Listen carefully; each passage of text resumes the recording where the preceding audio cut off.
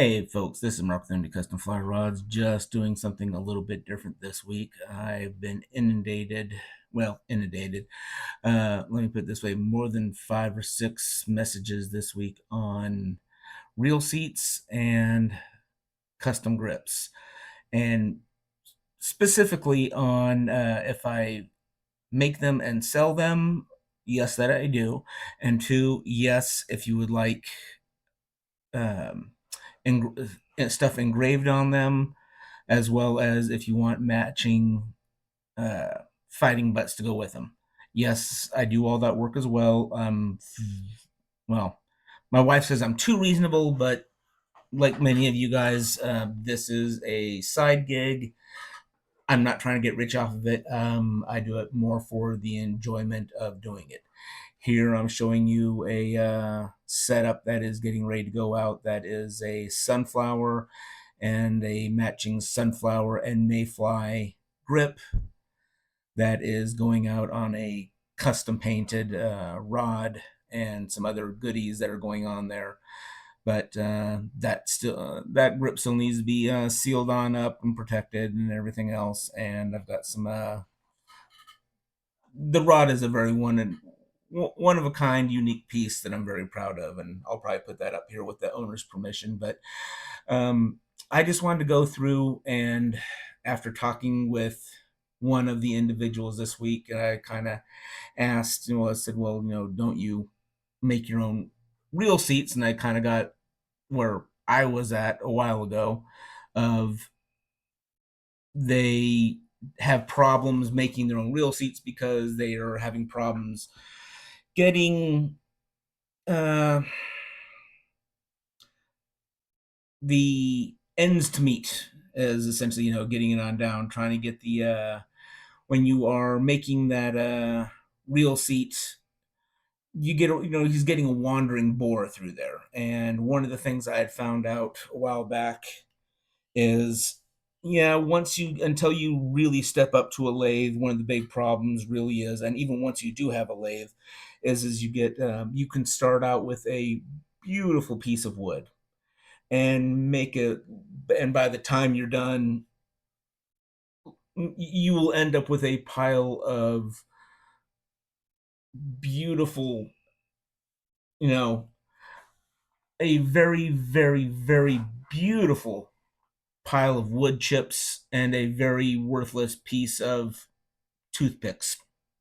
So I'm going to go on through, and this is even what I do now with a lathe, because it saves time, it saves money, it saves wood. And what I'm showing you here is those are Lenox uh, bits that you get up at Lowe's, and that is, I've swapped out on that one the center bit, swap out that center bore bit for a longer, and it's a 1/4 inch drill bit.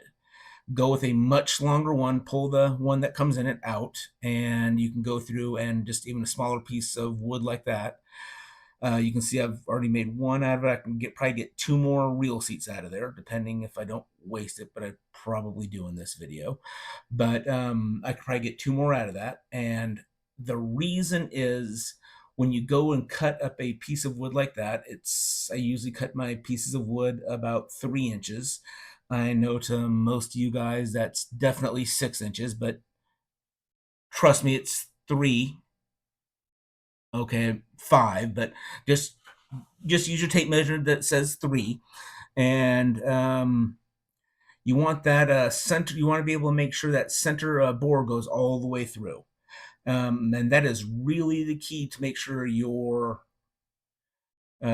center bore doesn't wander, because you're going to want to be able to drill that out to whatever size your blank is going to end up being. Because the other thing too is, when you're building a custom rod, you don't want to ever you have to use tape on making sure your blank fits right on there. You want that to fit just perfectly.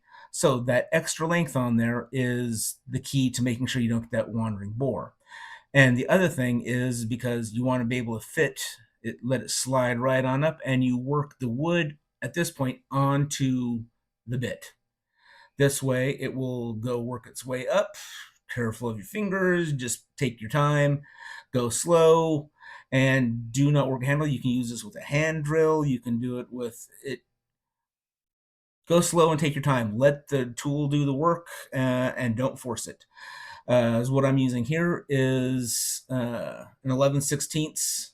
I'm sorry, a 7/8. I'm sorry. Yeah, it's the 7/8 hole saw, and you're because you want to remember you're going off the inner diameter is what you're worried about. So for a 4 weight and smaller, this is what I use. Or if I'm doing something where I'm going to be doing a lot of build up on it, this one I have is going to be used on a. I'm actually going to be taking it over and wood burning a whole bunch of American flags on it. So um, that, and then you'll see just right there, I can go ahead and take a little bit of sandpaper, knock off that little chafing off. It's the two pieces are not off center; they're equally centered right on up. A nice, smooth. Uh, they're all met up nice and perfect, nice smooth all the way through. I guess I didn't get the camera lined up right there, but yeah, it is nice and smooth all the way through, and the board didn't wander. That's the easiest part right there. Um, the next thing you want to do right there is go with a 3/4 inch hole saw, and just you can leave it as is, and or and that I'm just saying is at this point you can either take it and sand it with a regular drill and just run it on through, clamp it into place, and sand it, and you can stain it, you can paint it, you can epoxy it, you can stain it blue and seal it and Valspar it. You can do you can run epoxy on it. You can do epoxy. I've done one where it was flames on there like you do like on a rod, just to do something a little bit different. Um, at this point, if the hardware is $16, $20, $24 for the super really high end, where if you go and buy a good average set of piece of hickory, or a good hickory reel seat, fly rod seat, you're starting at 40, 45, $50, and going all the way on up to $100.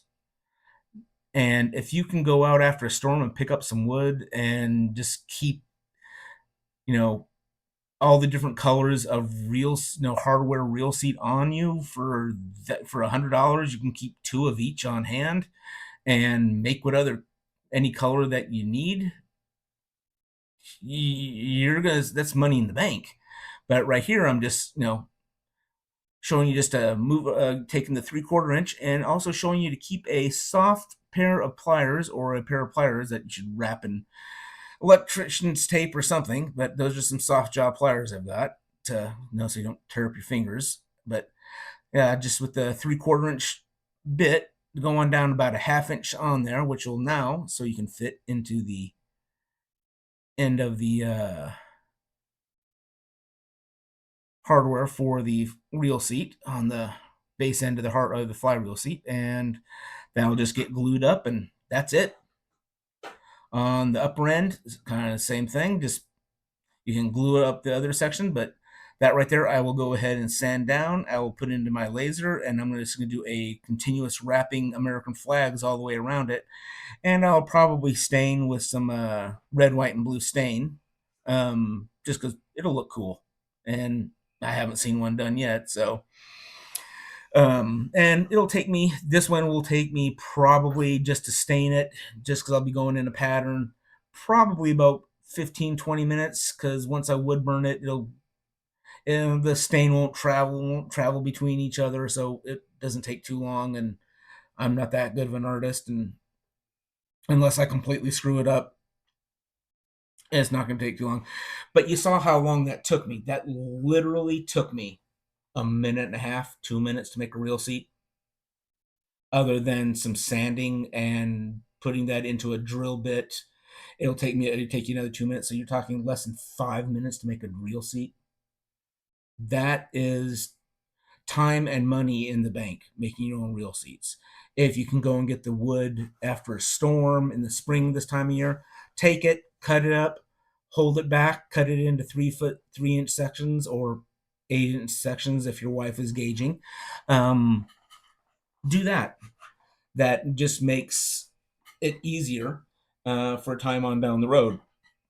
Uh, but yeah, that is the 7/8 inch bore for a 4 inch for the 4 weights and under. 5 weight and over, I will go with the 1 inch. The 1 inch, you will need to either sand down a little bit more or put into your lathe and take a little bit more off. Um, or you will need to sand down on one side and sand a little bit more on the upper section to get into the upper hardware, just so the reel has a place to slide in and out.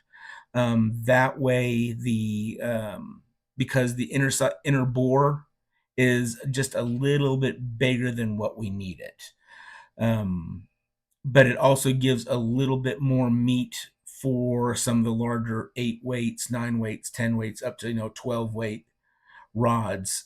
That way, and once again, we're custom rod builders here. We want to make sure that the we're not wrapping tape around things to make things fit, or we're having to get janky on the work that we're doing. We want to make sure that good enough is not, we want to leave that to the people, who are not doing a custom job. Our customers expect custom work. So let's give them what they're paying for and let's represent our craft in a good way. But if you guys need any help, you need me to walk you through anything, just reach out to me. I've worked with a few of you guys before. If you need help on getting something custom lasered, I've done some different custom lasering for you guys. You just saw that sunflower work I've done previously. One to that, I've done a one for a gentleman who is this is a shout out to Santa John, who does a lot of volunteer work over the Christmas time. And for him, I did a trout with a Santa hat, and another one out to Kevin, who, and for his proposal, for his wife, we did a special rod for her with his proposal on his rod. So take that for what you will, but just remember, take friends and family fishing. See you out there on the water and have fun. See you on the next one. Bye.